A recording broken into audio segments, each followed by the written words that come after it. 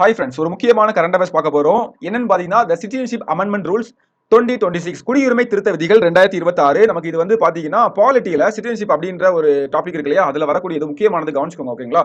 So இது என்ன அப்படின்னு பாத்தீங்கன்னா, இந்தியாவில் வெளிநாடு வாழ் இந்தியர் ஓசிஐ அவங்களுடைய கட்டமைப்பு மற்றும் குடியுரிமை செயல்முறைகளை நவீனப்படுத்தும் நோக்கில் ஒன்றிய உள்துறை அமைச்சகம் இந்த குடியுரிமை திருத்த விதிகளை மே 1ஆம் தேதி நமக்கு வந்து அறிவிச்சிருக்காங்க. ஓசிஐ அப்படின்னு தெரியும் இல்லையா, ஓவர்சீஸ் சிட்டிசன் ஆஃப் இந்தியா. ஓகேங்களா? இந்திய வம்சாவளி வெளிநாட்டு குடியுரிமை, அதாவது இந்திய வம்சாவளியை சேர்ந்த வெளிநாட்டு குடிமக்களுக்கு இந்தியாவில் வாழ்றதுக்கும் பயணம் செய்வதற்கும் பணிபுரியறதுக்கும் வழங்கப்படக்கூடிய வாழ்நாள் விசா அந்தஸ்து. இதை வந்து பாத்தீங்கன்னா ஒன்றிய உள்துறை அமைச்சகம் தான் பண்ணிட்டு இருக்குது. ஓகேங்களா?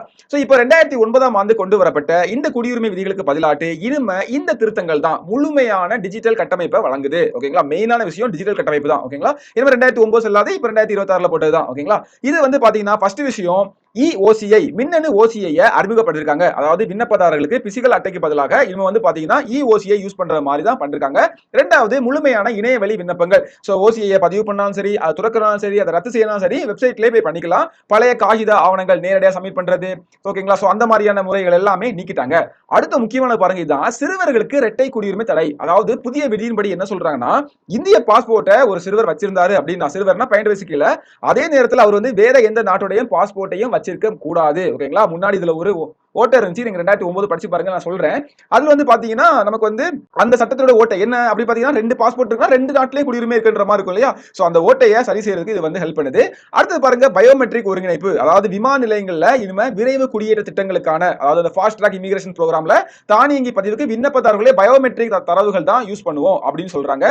இதுல ரொம்ப முக்கியமானது விரிவாக்கப்பட்ட தகுதி. இலங்கை வாழ் இந்திய வம்சாவளியை சேர்ந்த 5வது மற்றும் 6வது தலைமுறையினரும் இப்போ இந்த ஓசிஐ அட்டைக்கு விண்ணப்பிக்க தகுதி பெற்றுள்ளனர். ரொம்ப ரொம்ப ரொம்ப முக்கியமானது.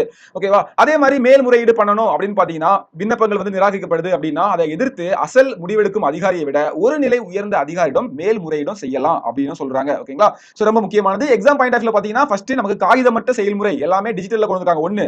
அதே மாதிரி இந்த இரட்டை குடியுரிமை வந்து, அதாவது சிறுவர்களுக்கு இரட்டை குடியுரிமை வந்து ஸ்டாப் பண்ணிருக்காங்க. முக்கியமானது. அதே மாதிரி விரைவான சேவை எல்லாமே ஆன்லைன்ல பண்றதுனால 6 முதல் 8 வாரங்கள் நடந்த வேலை இப்போ 15 நாட்களாக குறையும். ஓகேங்களா? சோ இது எல்லாமே எக்ஸாம் பாயிண்ட் ஆஃப் வியூல முக்கியமானது. கண்டிப்பா பாத்துக்கோங்க.